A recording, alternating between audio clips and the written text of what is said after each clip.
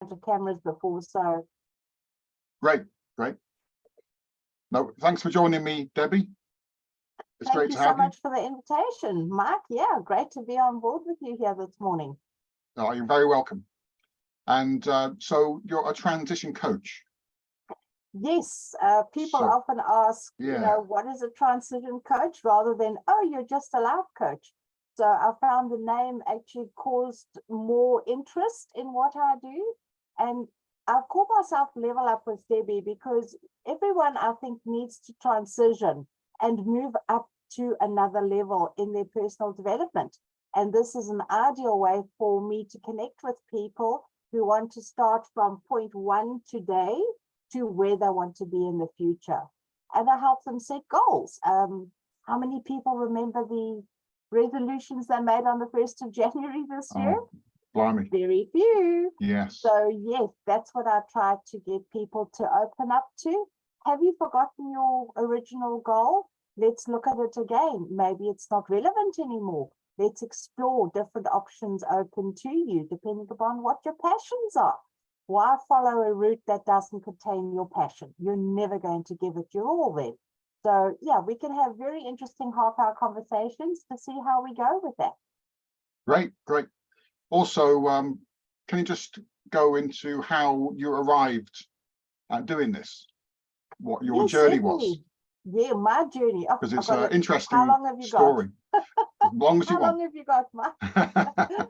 Yeah, I retired after 40 years of working at a place in KwaZulu-Natal called the Natal Sharks Board, which some of you may or may not have heard of. I was the presenter of the public presentations. So I had to learn up an awful lot about sharks, shark netting, how to conserve the oceans. So that's really where my interest was. I was blessed with such a fabulous career. I really was. And when I retired from it, I thought, okay, well, what am I going to do with all this knowledge? Somebody out there needs to know something. So I thought, okay, well, let's try life coaching, because I've been through the whole process of running a department, etc. So my knowledge for customer service and all that kind of thing, I was willing to give back to the community. And that's how I started, with just life coaching. And then I got involved with an organization called BNI.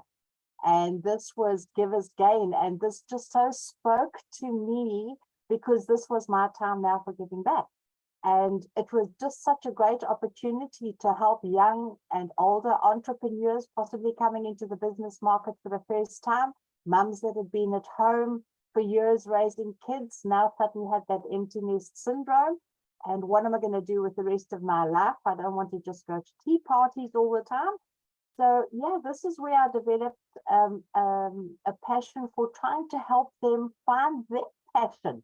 And quite often this led to really interesting discussions with them and putting them on paths that they could ultimately say after a year or two with me, I finally reached that goal. You helped me get there. We got over all the hurdles. And that's where Givers Gain really talks to me in helping people move forward. And in my business of leveling up, that's exactly what I'm trying to give the opportunity to all my clients, is let's move you up to another level. Quite often you find people, particularly women for some reason, tend to suffer from imposter syndrome. You feel you're not worthy of attaining this particular goal or that particular position in a company. And I look at what is possibly holding them back. Do they need further education? Do they need newer qualifications? And that's why, again, we go on that journey together to discover what they need so that they can qualify for that next position. Yeah. I mean, is there any particular issues that come up a lot when you talk about people transitioning? Yes, I think one of the things that I encounter quite a lot is lack of confidence. People, again, going back to that imposter syndrome, they don't feel that they're good enough to do anything. And one of the courses that I've started doing, in fact, I've done 2 presentation skills courses now, is helping people to present that 60-second elevator pitch that they may need.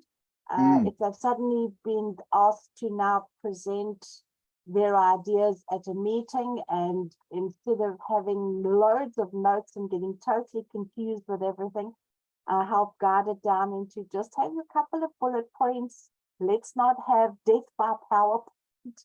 We've all been to those. No, thank you. And helping them to put their point across in a very succinct manner. Also helping them to understand the necessity for how you dress, how you look, how you stand, what color clothing you wear also has an effect on your audience.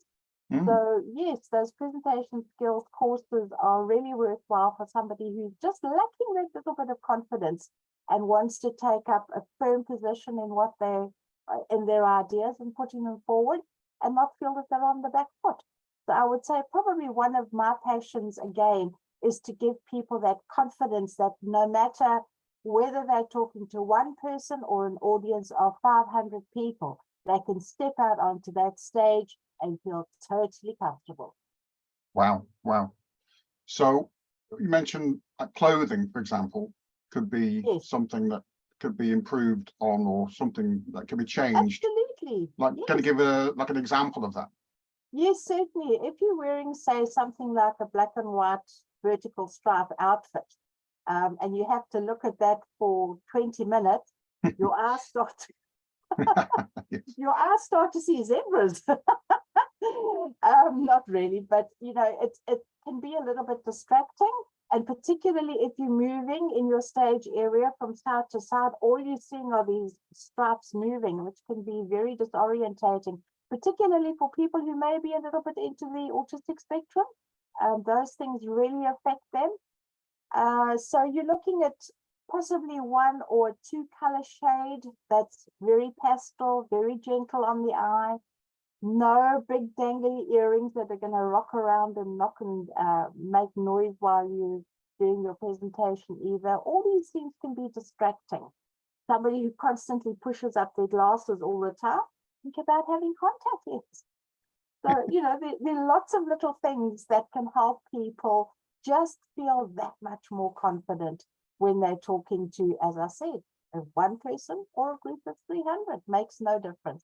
If you've got that confidence and you have all your ideas, you've thought them all through, you haven't got reams of paper that you're reading out next to the screen that people can see, you're not actually addressing them, you're looking down at the podium, or your lectern. So know those points really, really well, that you can lose your notes and still step out onto the stage and do your presentation without fear of anyone knowing that there's anything wrong. And of course, one of the ideal things to remember is nobody's heard what you've got to say. So how do they know if you put in paragraph 3 instead of paragraph 1 first? It's how you control what you're saying at the time. And little bullet points are by far the easiest way. And obviously constructing a mind map before you even start leads you to those bullet points. So all these things can help people tremendously when they're doing that preparation work. So it's being prepared. Absolutely. That gives you confidence. Absolutely. It certainly does. You know, if you go into things, as we all know, half-heartedly, or you might have a slight speech impediment, not that I can cure that, but just to give you an example, I used to be a radical stutterer. I got over it, yes. Wow. At school, I wouldn't even stand up and do an oral. I'd rather be absent from school. I was terrified. Reading, because I'm a little bit dyslexic, reading was a problem. I'd read words that weren't there. I would change tenses, all sorts of weird things. So if people have those afflictions, believe me, I know about them and I've experienced them myself. So where I come from, I can always say to them, I found in this situation, this happened to me, and this was how I used what I've learned to move past it. And you might pick up already, Mike, that I talk slightly slower than normal, and that is to help me make sure that people can understand what I'm saying, that Yes. they always have time to catch up with what I'm saying, and that it helps me prepare in my mind where I'm going to go next. And so often I find people who do in BNI as well, unfortunately, they go to presentation skills courses, which of course is wonderful there. It teaches you how to do your 60 seconds, your 5 key things that you need. But what it doesn't tell you is how do you visually, verbally, in person present that. And this is where I come in with those presentation skills. People who talk very fast, believe me, I find it a battle, particularly if they're saying who they would like as a referral partner. I'm still trying to write down the first name and they've already moved on to the next person. And I haven't been able to pick up the surname or even the company. So being very aware that whatever you're saying to people, they have a chance to absorb what you have said and be able to make a note of that, put it in the memory box, and you're not kind of getting half the message, but you're actually getting the whole message too. So talking fast is a sign of nerves? Sometimes it can be a sign of nerves that you just want to get it over and done with as quickly as possible. That's an ideal person for me to work with, obviously, because I can get them to slow down. Sometimes people put in too much jargon that nobody outside their particular field of interest will even understand. Yeah. You know, if I'm trying to find someone that I think can help you with a project that you're working on, I don't want to know how the project works. I just need to know who you actually want to speak to. So that is the person that I can then bring together with you. So there are many ways of communication, and one of them is to try and be as succinct as possible in what you're saying so that you're fully understood. That makes sense. And what you help with, would that help with someone's online presentation? Like if someone was doing a Zoom call to a CEO or they were applying for a job, yes, which is common these days. You have opened up a whole nother door and experience here. When we all went into lockdown, I think many of us, particularly those that work from home, wondered how on earth are we going to cope with, you know, you're so lonely, you've got no one to talk to, and suddenly, boom, there was Zoom and it was out there and you could contact people and have chats. The problem was people forgot that they can actually see you all the time.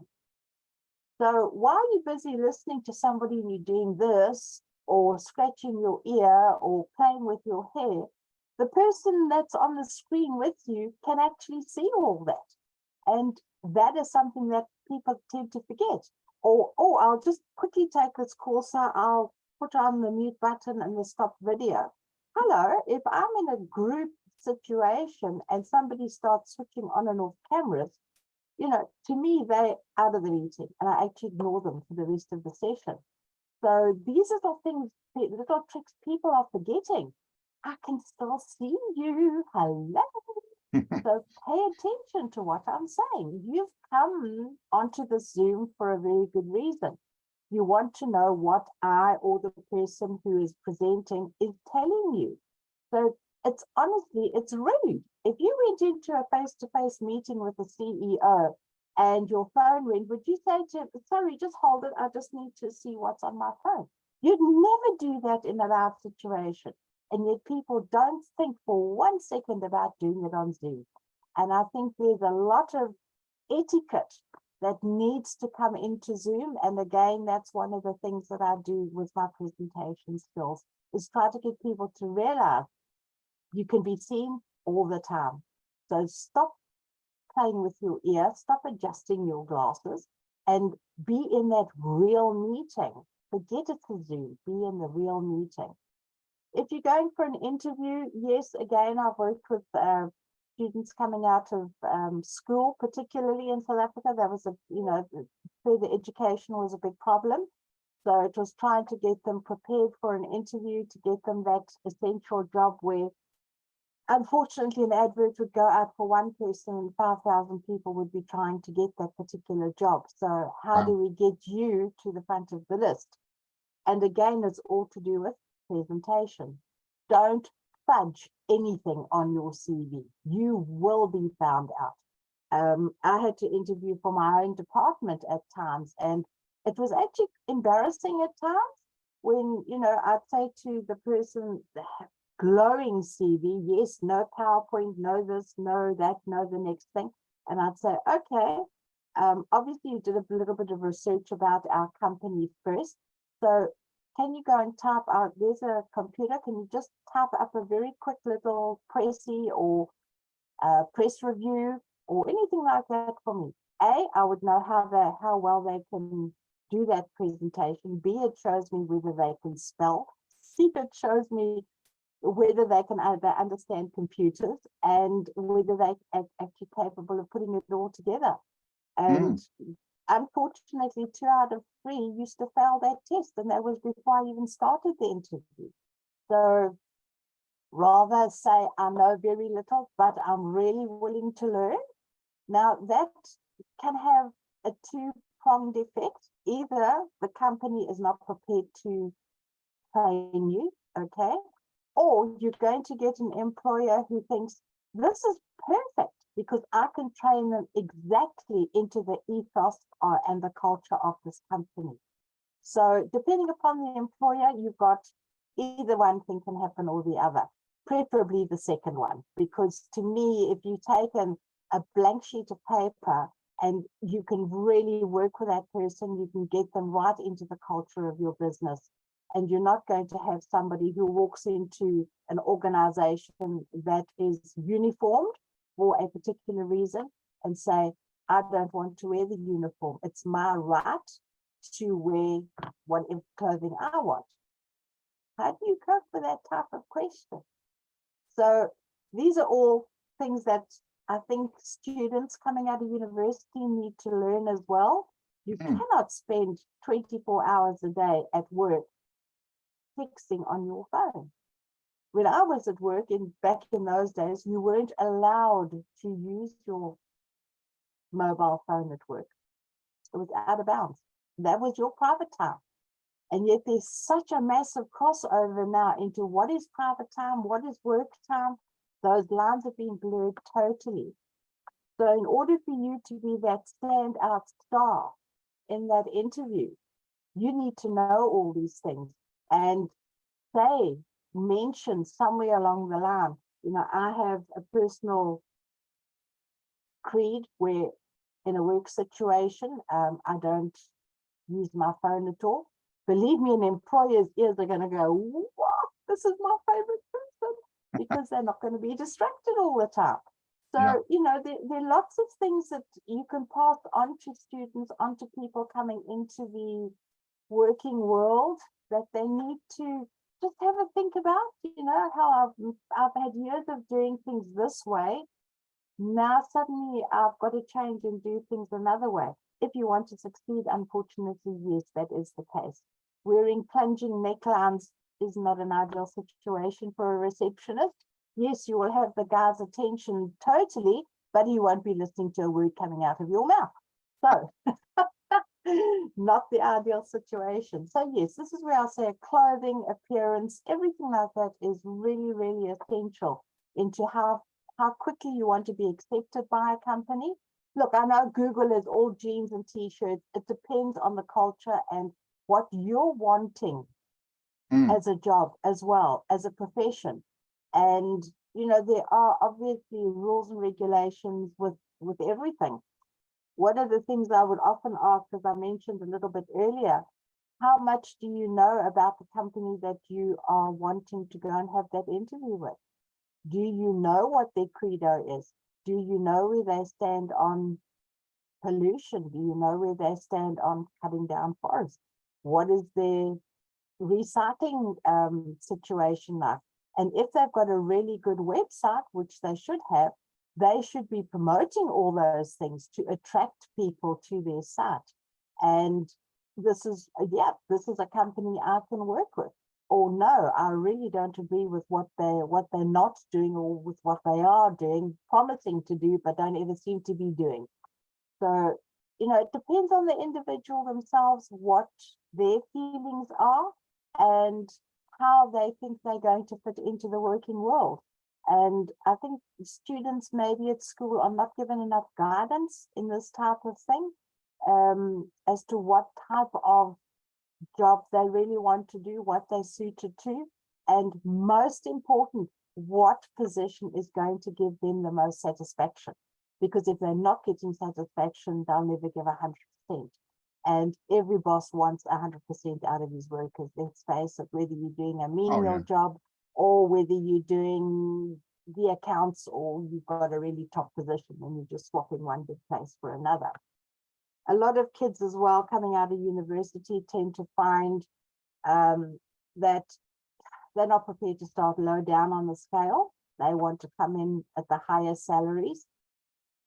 Again, it's a double fork here, because you will then end up with the person who has all the latest knowledge that can be applied, as opposed to a person who has a wealth of knowledge but doesn't know how to move forward.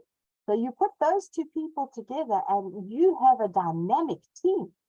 So an older and a younger person, can they work together? Absolutely. They can feed off each other's knowledge and energy. So that is a great combination to put together. And people that I really need to explore more with on this type of thing are recruiters, because I'm often wondering what type of meshing they're actually getting as far as the person coming into the position and the culture of the company itself. So are they a good marry, or is it, well, he's just a bookkeeper, so we can put him in any kind of job, anywhere that needs a bookkeeper. And you might find that he has the kind of ethics that doesn't really go with that company's ethos. So yeah, sorry, I'm chatting away here so much. No, it's fine. I'm not giving you a chance my job to even easy. ask any questions. The one question I have is, do you recommend your clients back up their presentation with a good LinkedIn profile, a good online profile? Well, this just goes without saying. Yes, absolutely. And don't think just because you've done it once, that's enough. You need to constantly change, refresh, put in new ideas that you've got, or new things that you've accomplished. And that helps people see how you're actually growing as a person as well. Wow, he's achieved this, he's done that, etc. This is a really good person to follow. And you never know what will come from that relationship. Greater things can follow from that. So yes, essential. If you have a profile anyway, make sure it's up to date and make sure it's relevant with today's times.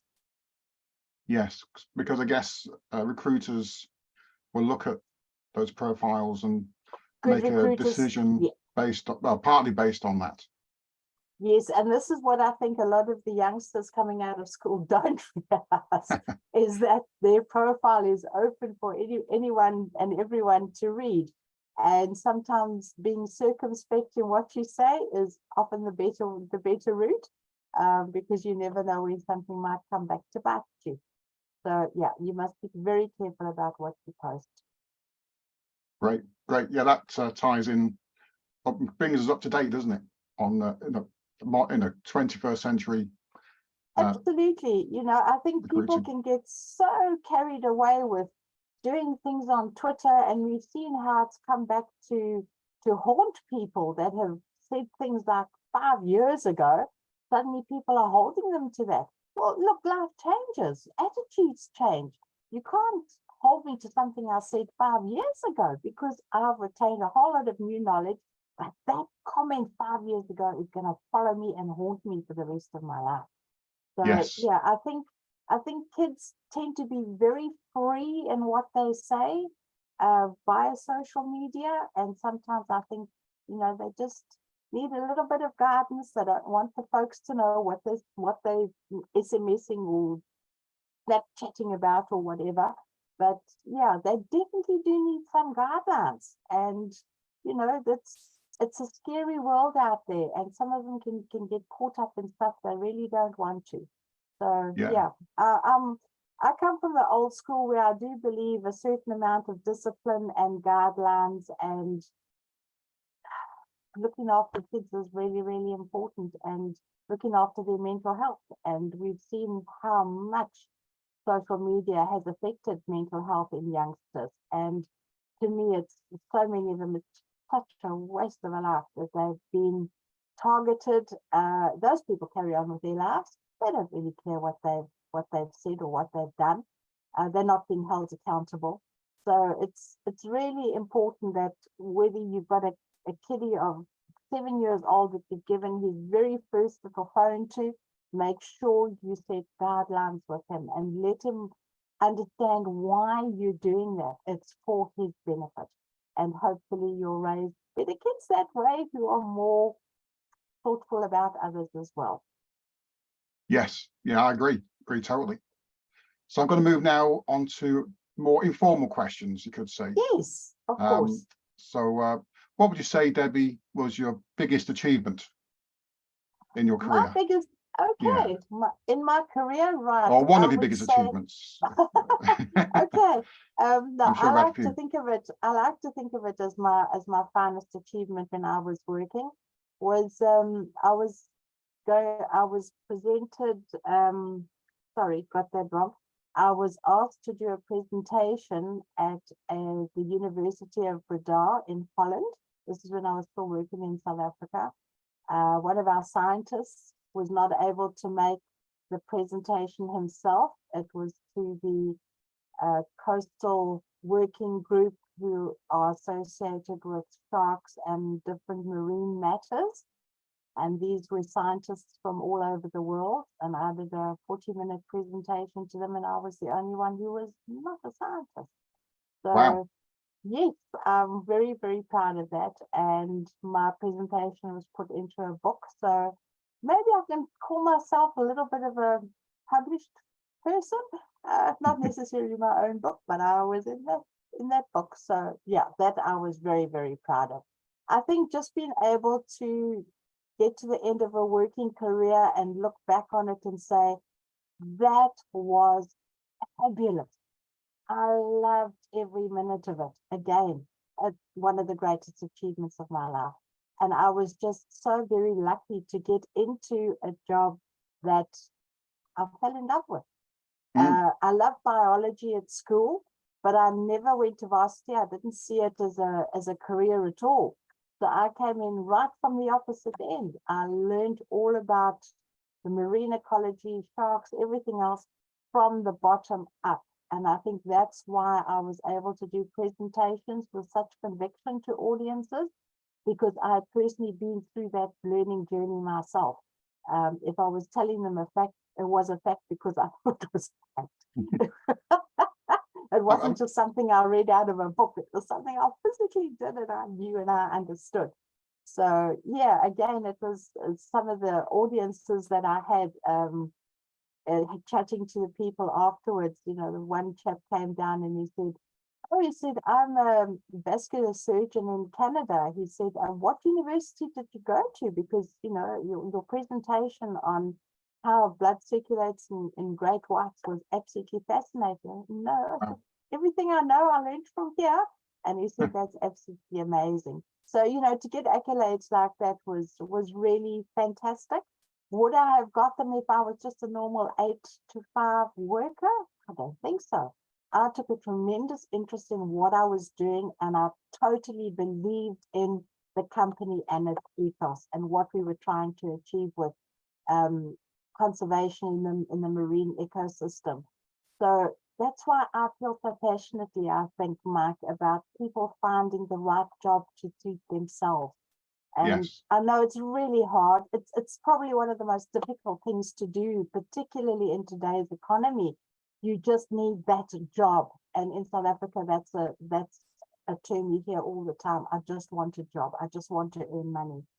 And to be able to get into a situation where you're going to be working in an organization that talks to you mentally, that you can give your 100% to, you're going to be blessed for the rest of your life. And I certainly was with my position there. actually, I have a bit of a silly question, maybe. But no questions. you work with sharks. It's the first thing you learn. Yes. Yeah, obviously not talking about human sharks, but And no, we know those ones too. but with a great white shark, I mean, are they really as dangerous as they're portrayed in Jaws and other movies? I mean, would they attack you willy-nilly without? They can do totally unprovoked. I mean, just the other week we had that dreadful video going around from the Russian gentleman who was attacked in the Red Sea by a great white. And the whole thing was captured from start to finish. It was one of the most horrendous things I've ever seen. And I mean, I've worked in that career for 40 years. And I'd never seen anything like it in my life. We had the philosophy that you're entering the shark's waters, you're entering his home. Would you be as welcoming as when he came into your pub? Okay, so that's the first thing to understand. It's his natural environment and it's not your natural environment. He is a top predator. Whether it's a great white or a hammerhead, they can get pretty nasty sometimes. Just understand that you entering his world, and it's up to you to be super alert wherever you swim. What is in the area? Is there a lot of fishing going on? Bad choice for a swimmer, because they're going to be attracted to the bait, to the fish that are around there. You could easily be mistaken. So we found that generally mistaken identity of the human for some of their natural prey was a high probability. If you look at the shape of humans and seals and surfers and turtles, I mean, you can see that there can be a natural confusion there for the animals.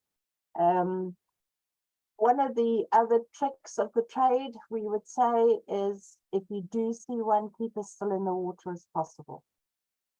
Try not to attract attention to yourself. So the very thing of swimming away was probably, in my opinion, probably one of the worst things that could happen, because you're creating a flurry in the water and it's not a smooth movement. So you are automatically in distress as far as the animal is concerned, and you're weak and you're prey. That's the ideal prey that you would be looking for. So yeah, you've just got to really be careful. Little ones, I mean, here I'm horrified at the amount of people that drown because they just don't know how to swim. Why are you going into the sea if you don't know how to swim? It's not a lake. You know, you're going to get caught in a rip current. There's so many things that can go wrong. I'm quite horrified, and that we just lost some children off Bournemouth Beach the other day because of lack of capability of swimming. And to me, it's like, it's a sin. Teach your children how to swim, for goodness sake, before putting them near a lake, near the sea, or any other form of water. You will get accidents happening, and you want to try and prevent those. So yeah, as far as humans and sharks and attractants and all that kind of stuff, just remember you're in his backyard, and treat his backyard with the greatest of respect. And if you have lifeguards that are blowing whistles and saying, get out of the water, don't just wave at them, get out of the water. So yeah, lots of things. I could talk for another half an hour on I know it's a bit off topic, but I was just fascinated by someone who's worked with sharks and who's a specialist who knows about sharks. So sharks are fascinating as well. Oh, they are. You know, I mean, we've gained so much more knowledge and insight into them since those 1975 scary days of the Jaws movie. The people can get really close to them, and it's all about communication. Again, what about animal and human communication? There are people that can be very comfortable near them. They show absolutely no fear. And the sharks are totally ignoring them because they're not giving off that distressful signal. Whereas a person who would be automatically nervous if they suddenly saw a creature like that in the water would be giving them all the right signals. So yeah, the type of language you use in the sea is just as important as verbal language to human sharks, I think. Yeah, yes, that's a good point. Okay. The next question, what is your favorite book? Oh, now that's a difficult one. I love epic novels. I love writers like Robert Ludlum, William Smith, my absolute favorite author, because he writes so much about Africa and the history of different families in Africa. And for me, for people who don't understand Africa in the early days, in the 17 and the 1800s, those are absolutely the novels to read. They'll give you a whole new insight into how things happened and evolved. I like reading books based on historical facts. Tom Clancy is another one. I absolutely love his sagas, because at the end of the day, you know that everything he's put into that book probably did happen, and we were totally ignorant of the fact. So it's looking back and saying, small article, is that what happened? So yeah, as a coach, I should probably, and I would say this perfectly honestly, I should probably read a lot more about coaching, about personal development and all that kind of stuff. The problem is I've retired. I'm old. I've worked through the University of Life, and those life skills are what I'm passing on to somebody. You could write a book. I could probably write. Yeah, maybe I will do. Yeah. That is something I could think about. How to get through life without having to go to university. Not knocking any people that have been to university at all, but yes, you can survive without university. It depends on your interests. It depends on how much energy you've got into what you, and how much you're going to put into what you're going to do in the future. I've known school friends who went to university and did courses like microbiology, and they ended up working in very mundane jobs afterwards because there just weren't those positions available. It's highly specialized. So again, for career guidance with scholars, you've got to be so careful. Sharks is an ideal example. I can't tell you how many kids used to come to me after our presentation, because we used to deal with like 300 school kids a day I used to chat to. And they'd come to me and say, how can I become a marine biologist? And I'd say, okay, you can become a marine biologist by going to Cape Town University. They have the very best. And if there are 20 of you in the class, that means there's going to be 20 qualified people looking for one job afterwards, because there are so few institutes in South Africa that can employ you as a marine biologist. The world could be your oyster, because in America and Australia and all that, they've got far more resources and capabilities for employing people like that. But you've really got to think, what is a passion that I can pursue as a hobby, and what could I really do as a form of employment?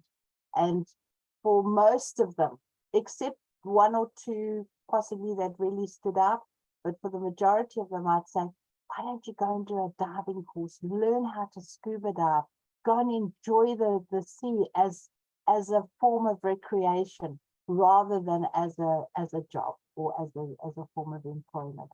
And you end up with more and more people becoming more comfortable with the sea, enjoying the sea, and hopefully now looking after the sea, because they know what dangers pollution and all that, and the effects that it's having on the marine ecology. So yeah, it's just a matter of trying to guide people in the right way, that they get the very best outcome that they possibly can. Brilliant. And what would you give what advice would you give to your younger self? To my younger self? Yes. From what you know now, what advice would you give? Okay. Yeah. It's difficult for me because I had such a wonderful career, and I wouldn't have changed it for anything. When I was very young, I had my heart set on being a physiotherapist. I really wanted to do that. Don't ask me why. I think I saw a movie with a physiotherapist. I was, oh, that's something I'd love to do. Until I learned you had to have really good maths, and I could never figure out how maths came into, because in South Africa you had to have maths to get an A-class matric that would allow you to get into university. And maths and I just didn't like each other very much. I managed to pass it as but no, that's as far as it went.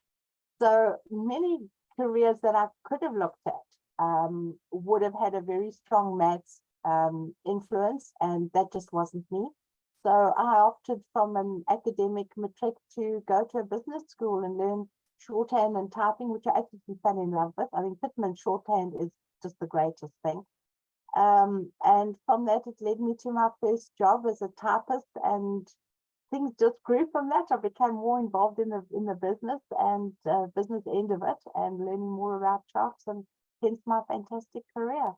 So you just never know where those doors are going to open for you. I am a believer in fate, so I think there are certain paths that are ready for you to take, but there might be 3 of them, and I just hope you choose the right one that's going to get you the kind of lifestyle that you want. Thank you. That was a good answer. And what's the best way for people to contact you if someone's interested in your services? Yes, certainly. If they can see the details behind me on the screen, that's great. If not, they can contact me at hello, HELLO, at levelupwithdebbie.com. Easiest way to contact me. Brilliant, brilliant. Thank you, Debbie. You've been a great guest, and full of positivity, which is what we need. Oh, Mike, it's been an absolute delight being with you. Thank you for letting me just chatter on. I do tend to do that, unfortunately. No, that's totally fine. I hope I have been able to touch a few people out there, inspire them to do different things, or to really go for that goal that they want to go for. It's out there. Great. Absolutely. A good point to end on.